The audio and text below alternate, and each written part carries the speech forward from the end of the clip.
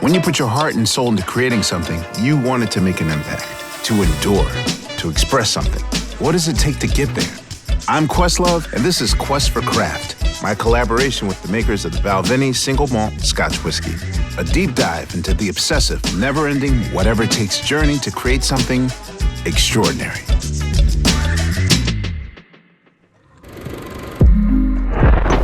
Is control an illusion or a necessity? When you're crafting something, do you need to manage every aspect of the process? Or can too much control keep you from sensing openings in the fabric of the universe? Today, I'm at Electric Lady Studios with actor and filmmaker Bill Hader and the Balvenie 30. We're here to explore the dynamic between craft and uncertainty. Most people know you from SNL.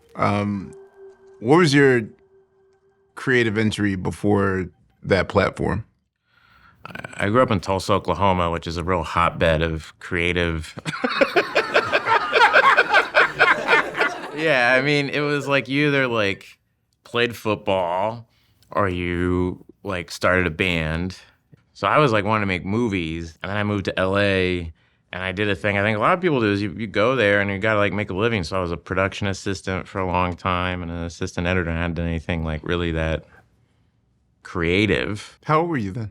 I was like 25. And before that, I was very much a wannabe. I was like at a diner smoking cigarettes with friends being like, you know, the Thin Red Line is much better than Saving Private Ryan. You know?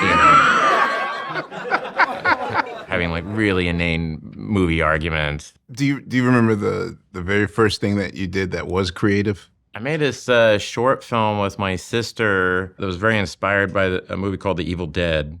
Mm-hmm. And so I was just chasing them with a camera going, wow, wow, wow, like that. You're doing the sound effects? I was doing the sound of it because I couldn't lay it over. So it was me going, wow, wow, wow, wow. And then as I'm doing it, you could tell I'm like running out of breath. So it was like, you know, and it was them running and having like making my own fake blood and putting it on them. And then I showed it to my parents and they were like, this is really good, you know? I remember my dad going, this is actually well shot, you know? Okay. And I was like, oh. So you felt right. like I was like, achievement? I think I could do this. Yeah, and so I just started making stuff. And then like I had a teacher in my high school. I made a short film there, and he was like, it was, you know what it was? It was the first time someone went, you're really good at this. Mm-hmm. That was a big deal. I don't know, everybody, you feel that way, but that moment when you're young and you're trying to do something and an adult goes, hey man, you're really good at this. And you go, like, fuck chemistry, fuck algebra. I'm gonna be a filmmaker. Yeah. You got lucky. I had a school principal in 8th grade say this to me. He said, you know, man, I don't care what those other kids say about you. You're all right with me. I was like, yo, dog. I'm 12 years old, yo. Who's saying what about me? Right. I don't want to. Who? Where are they? What is your relationship to uncertainty versus preparation? I once heard a musical icon describe another musical icon. He says, man, like, I like his work, but I never met a cat that practices his spontaneity. Yeah. I mean, sometimes it's like you prepare to the point where you could be spontaneous and uncertain. You know, it's like you kind of, like when I was at Saturday Night Live, I would obsessively read my lines, because a lot of times I was doing impressions or voice. So It wasn't just learning your lines, it was like getting the inflections right. And then you get out there, and then once it was live, that energy would hit, and then you just start trying stuff, you know, and then some like spontaneous and fun stuff, and then sometimes spontaneous stuff that sucked, but you like didn't care. You were just like, I'm running with it. But I kind of like, you know, it's like filmmakers, you know, I love the Coen brothers, and they would talk about, they storyboard the whole movie, you know, with the shots, and they write it where you don't change a line, but then within that structure is a lot of places to go. And I would try that on Barry, where we would, you know, do a scene, and you would write it, and we would, our version was photoboarding, and then something would happen, and you would go, you gotta ride that wave and do it but within that structure, there was something really wonderful. Whereas opposed to sometimes in those Apatow movies, it was like we had no idea what movie we were in. I remember one time I was in a movie at one of those Apatow movies. I think it was Trainwreck, and he goes, "Talk about your brothers and sisters. Talk about your brothers and sisters at your dad's funeral." And the boom guy went, "He's an only child," because he had read the script. It would seem that if anything is certain, it would be the steel blade of a knife. But that's not necessarily the case. To learn more, we talked to Bob Kramer, one of only 122 people in the world to qualify as a master bladesmith. Bob is a longtime friend of the Balvenie, first featured in the Balvenie Raw Craft series. He talked to us about the deep mysteries he navigates to craft his highly sought-after knives. I didn't start making knives till I was about 35 years old. And the material was always teaching me what it could do and what it couldn't do. Stepping into the shop, I'm comfortable and confident in here. This is kind of my yoga. This is my meditation. And simultaneously understanding that I still have more to learn. And so it's a place of exploration. There's a potential that I don't know yet.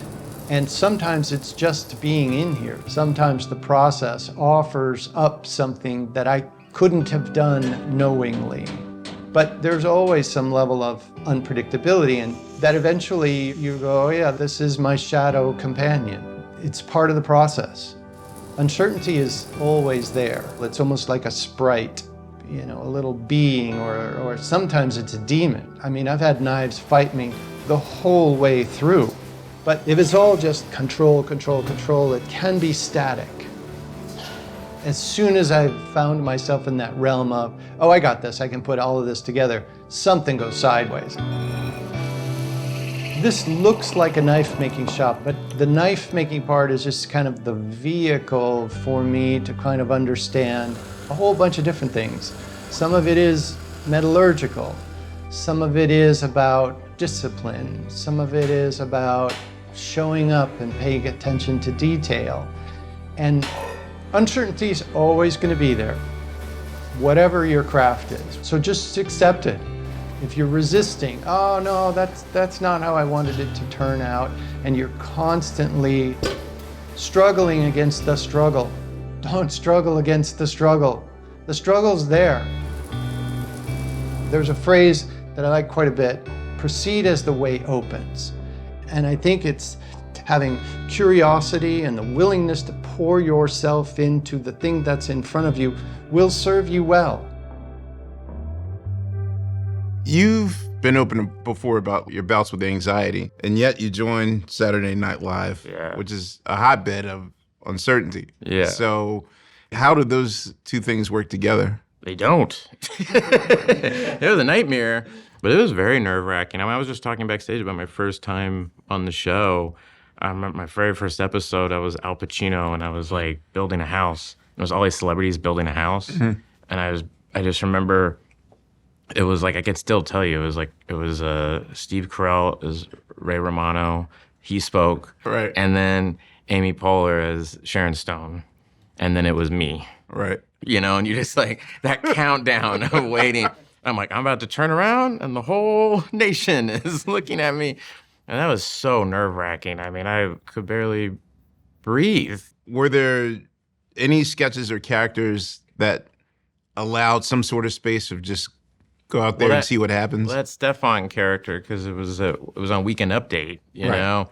And you're like looking right at camera, but because the camera doesn't have to cut to other people, it's just on you, and they go out to a wide shot, but they go into you, it allowed you to kind of, and I kind of discovered this, it allowed you to mess around. I used to play James Carville, and I would just do weird things on air that I hadn't done before, like with my hands and everything, but it was all kind of the energy of being anxious. It was like taking that anxious energy and then like channeling it out into some, and using it, So to your character, Barry's literally, he's a character that's learning a new craft.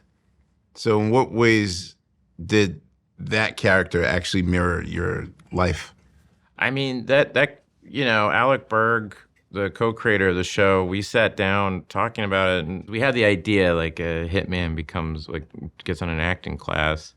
And I was like, is there anything from your life and that mirrors this, or an emotion? I mean, that's the big thing you're always looking for, is like, what's the emotion that's going to take us through this? Right. And what's the relatable thing? And the best way of getting that is by going through your own experience. And I was like, well, I was at Saturday Night Live.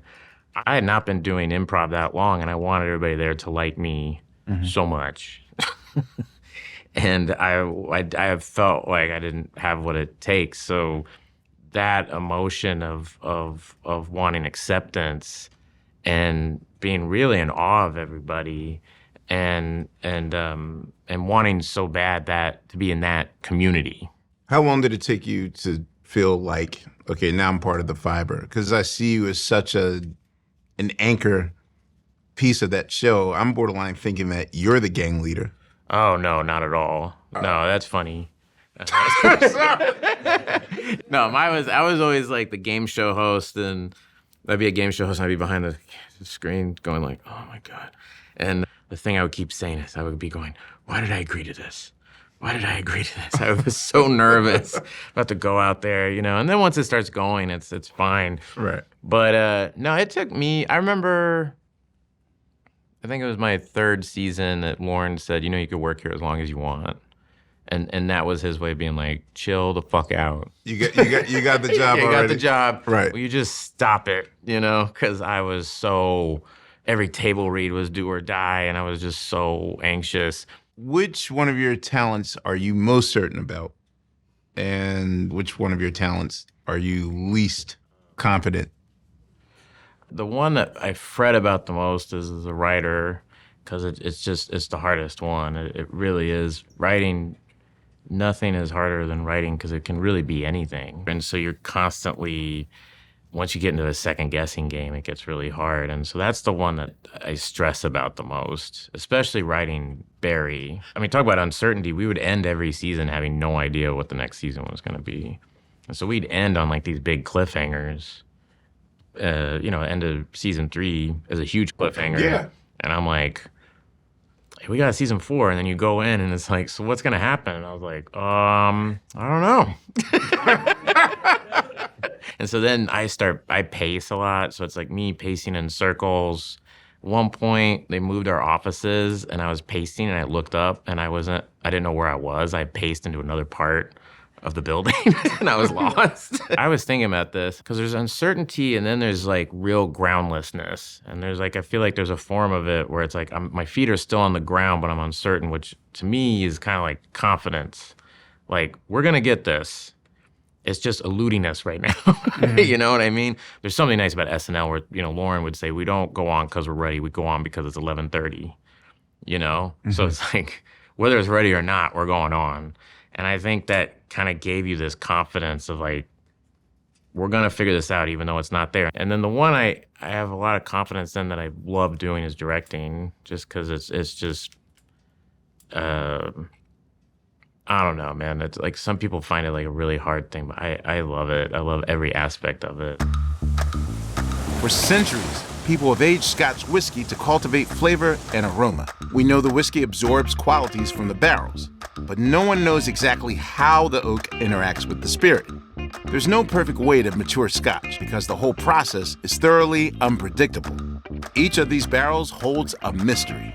Temperature swings, humidity, sunlight versus clouds, whether it's situated in a back corner or near the door. All these factors affect the flavors a whiskey absorbs from the oak cask. Think about how difficult it is to roast your Thanksgiving turkey to perfection. There's all kinds of factors that multiply over hours it spends in the oven. Now, imagine a turkey that takes 30 years to roast. That's what it's like to make whiskey.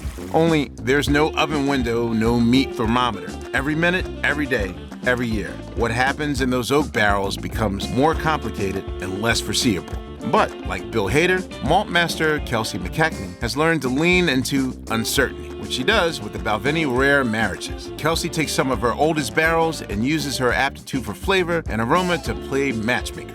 After tasting spirit from different barrels, she creates pairs, letting them mingle in what she calls marrying tons for 2 to 3 months with no guarantee of what will or will not happen. This willingness to lean into the unknown pays off. Kelsey and her team of craftspeople unlock worlds of taste by working with what she cannot control. Do you think even 10 years from now in your craft, you'll go more towards uncertainty and to risk-taking? Or Well, every time I moved to LA and I was like, I want to be a filmmaker. And then it was like, the universe was like, no. You know? And I was like, I'm going to do all this other stuff. And it was like, no. And then it was like my friend, it was a PA, was like, I'm going to go take classes at Second City, LA. And I was like, okay, I'll just go with you. And so I do that. I'm having fun. And then Megan Mullally comes to a show because her brother-in-law was in it. And then she was like, I'm going to tell Lauren Michaels about you. Now, did I move to LA because I want to be on Saturday Night Live? It never even occurred to me. I always wanted to make movies, right? I've never made a movie. I've done Barry. That's the only stuff I've directed. But, you know, HBO, they had seen a movie I was in called Skeleton Twins, and the director's right over there, Craig Johnson. That was something I didn't even think about doing. It was like, you want to be in a drama? I was like, yeah, I'll do that. So it was being open to all that stuff. But, I mean, the funny thing is, like, I talk about all this, but I still haven't yet to make a feature film, which is, like, what I've set out to do the entire time. All this other stuff keeps happening, but I'm still learning. I'm still getting to practice my craft and do all these things. So it's like, the honest answer is I've learned just to, like, be with the flow and kind of, like, just go, here's my North Star, but know that it'll like go way over there, and you're like, oh, there's a whole other North Star like right over here. You know what I mean?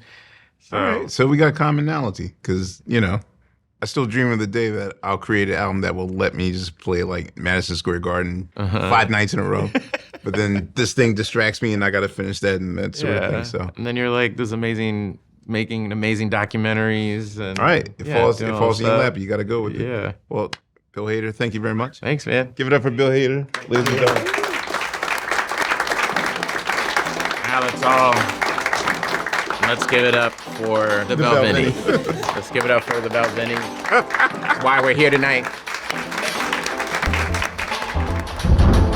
By its nature, reality is uncertain. You could be anxious about it, or you could be more zen and lean into it. Make it your background track, your collaborator, even your muse. It seems to me when you craft something with uncertainty in mind, it widens the potential of what you're creating. When you don't know what's going to happen, anything can happen.